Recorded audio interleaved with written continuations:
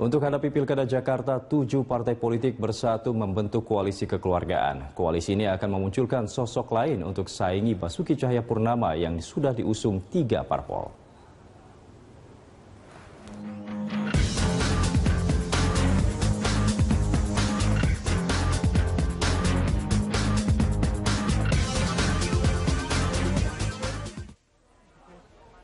Jelang hari pendaftaran kandidat Gubernur DKI Jakarta dari jalur parpol, situasi perpolitikan di ibu kota semakin dinamis.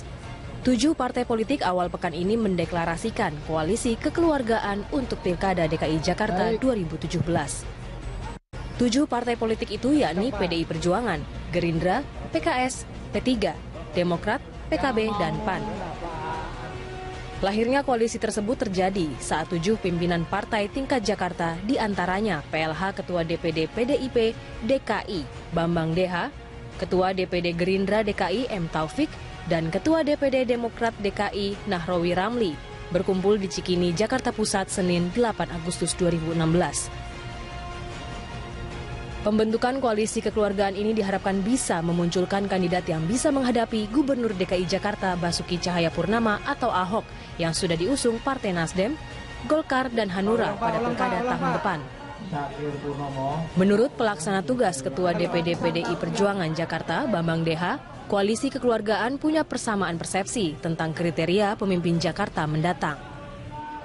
Setidaknya ada 7 kriteria kandidat yang bakal diusung koalisi ini. Kami sepakat memberikan kriteria pemimpin yang akan datang adalah pemimpin yang arif, yang bijaksana, yang beradab, yang santun, yang beretika, yang bersih, dan tentu yang cerdas. Itulah kriteria yang berhasil kami sepakati dari 7 pimpinan partai politik di DKI. Mudah-mudahan ini bisa membantu masyarakat. Ini loh kira-kira pemimpin yang bisa mengayomi, bisa mendinamisir pembangunan di Jakarta. Kemudian ke depan tidak ada perlu suasana gaduh. Jakarta sebagai ibu kota negara bisa kita diami, kita tinggali dengan suasana yang cukup kondusif, tetapi pembangunan bisa atraktif, bisa menjadi contoh. Sayangnya meski sudah merumuskan 7 kriteria kandidat yang akan diusung, koalisi ini justru belum menetapkan siapa sosok yang bakal head-to-head dengan gubernur petahana. Padahal dari sisi kekuatan, koalisi kekeluargaan bisa dibilang lebih besar dibanding koalisi 3 partai yang mengusung Ahok. Dilihat dari jumlah raihan suara, berikut kursi yang ada di DPRD DKI Jakarta, koalisi pendukung Ahok hanya memiliki 24 kursi. Kursi itu merupakan gabungan kursi Nasdem, Hanura, dan Golkar pada pemilu 2014. Di koalisi ini, Hanura menyumbang kursi terbanyak, yakni 10 kursi. Sementara koalisi kekeluargaan yang terdiri dari 7 parpol memiliki total 82 kursi, di mana PDI Perjuangan menyumbang kursi terbanyak, yaitu 28 kursi. Unggul dari jumlah membuat koalisi kekeluargaan di atas angin. Sementara Ahok justru dalam posisi kurang diuntungkan. Sebab raihan kursi yang terbatas dari koalisi 3 partai membuat Ahok dalam posisi rawan ditinggalkan di detik-detik terakhir. Diduga sebagai perang urat syaraf, pelaksana tugas Ketua DPD PDI Perjuangan Bambang Deha bahkan berani menyebut Basuki Cahayapurnama atau Ahok belum tentu maju pada Pilkada DKI 2017. Menurut Bambang, dengan komposisi kursi yang terbatas dan besarnya peluang koalisi kekeluargaan bisa membuat 3 parpol pendukung Ahok balik arah. Jika skenario ini terjadi, maka peluang Ahok dipastikan tertutup. Sebab untuk maju lewat jalur independen pendaftarannya telah berakhir. Bambang menyebut dukungan 3 partai politik untuk Ahok masih sebatas pernyataan. Sehingga bila salah satunya mencabut dukungan, maka Ahok dipastikan tak akan ikut dalam Pilkada DKI Jakarta. Besarnya kekuatan koalisi kekeluargaan ternyata tidak membuat Partai Golkar terpengaruh.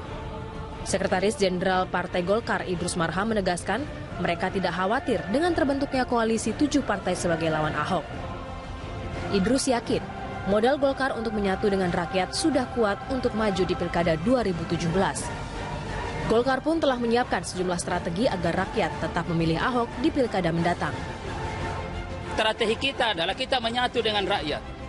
Ya, instrumennya adalah teman-teman Ahok yang ada itu bersama dengan keluarga besar partai pendukung itu satu kesatuan di tengah-tengah rakyat. Apa yang kita lakukan di tengah-tengah rakyat? Kita membeberkan apa-apa yang telah dikerjakan Ahok selama menjabat sebagai gubernur, melanjutkan pemerintahan di DKI Jakarta Jokowi. Pendapat berbeda justru diungkapkan Ketua Tim Pemenangan Pilkada Partai Golkar Nusron Wahid. Wahid memprediksi formasi koalisi kekeluargaan tidak akan utuh, sebab koalisi tersebut terbentuk karena emosi sesaat untuk melawan Ahok. Dan malam hari ini kita nggak risau dengan koalisi itu. Apalagi saya melihat bahwa koalisi 7 partai itu hanya koalisi emosi sesaat. Mencoba-coba melakukan simulasi, tapi feeling politik saya nggak bakal utuh 7 partai itu. Siapapun nggak bakal utuh. Terkait sinyalemen, 3 parpol pendukungnya bakal menarik dukungan di detik-detik terakhir ditanggapi Ahok. Dan Ahok tidak khawatir jika ada parpol yang balik arah. Namun Ahok tak menyangkal jika sinyalemen itu benar, maka sudah pasti peluangnya maju lagi di Pilkada 2017 tertutup.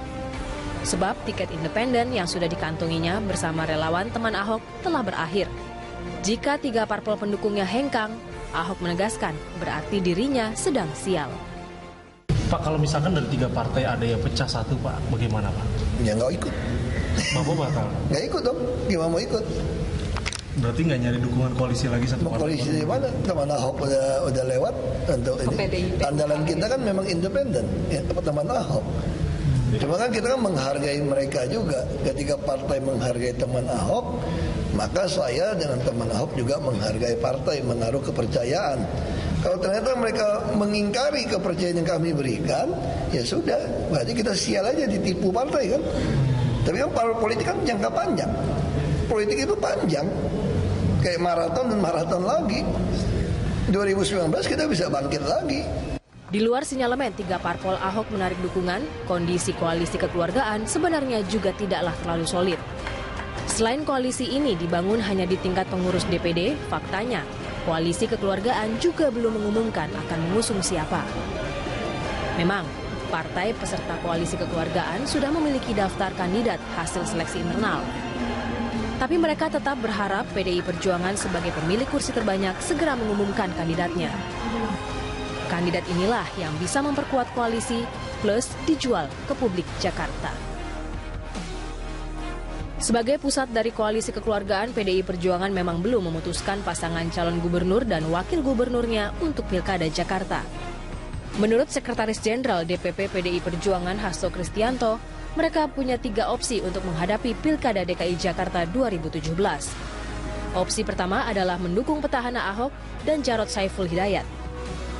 Opsi kedua memilih 1 dari 6 nama hasil penjaringan internal. Dan opsi ketiga memilih nama di luar 2 opsi sebelumnya. Dalam rapat internal Jumat lalu, PDI Perjuangan juga belum punya putusan final. Ya, opsi yang pertama tentu saja pasangan dari Pak Ahok dan Pak Jarod itu menjadi opsi. Kemudian kami juga harus mencermati suara-suara arus bawah yang mengatakan bahwa untuk menjadi pemimpin itu diperlukan kerendahan hati, diperlukan kemampuan untuk menyatukan seluruh potensi rakyat, diperlukan upaya-upaya untuk membangun masa depan yang jauh lebih baik daripada menimbulkan suatu persoalan-persoalan hanya karena persoalan disiplin berbicara. Itu masukan-masukan yang cukup kritis kami dengar. DPP harus mendengarkan masukan ini.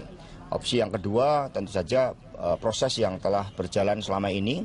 Bagaimana juga kami harus memberikan apresiasi terhadap mereka yang telah ikut penjaringan dan penyaringan. Ada tanggung jawab DPP partai bahwa ketika proses itu diambil sebagai sebuah keputusan politik, itu memang melalui sebuah pertimbangan-pertimbangan yang objektif. Saat penjaringan Cagup DKI Jakarta, beberapa tokoh sudah mendaftar melalui PDI Perjuangan. Mereka antara lain Ketua Umum Partai Bulan Bintang Yusril Iza Mahendra, Hasnaini si wanita emas, Haji Lulung, hingga Sandiaga Uno. Di luar nama-nama hasil penjaringan, salah satu nama yang kerap disebut-sebut bakal diusung PDI Perjuangan adalah Wali Kota Surabaya, Tri Risma Harini. Dukungan untuk Risma bahkan terus menguat dan dianggap bisa menyaingi Ahok yang selalu unggul dalam berbagai survei. Lewat beberapa skenario, Risma bakal diduetkan dengan Sandiaga Uno atau nama lain seperti Budi Waseso atau Anies Baswedan.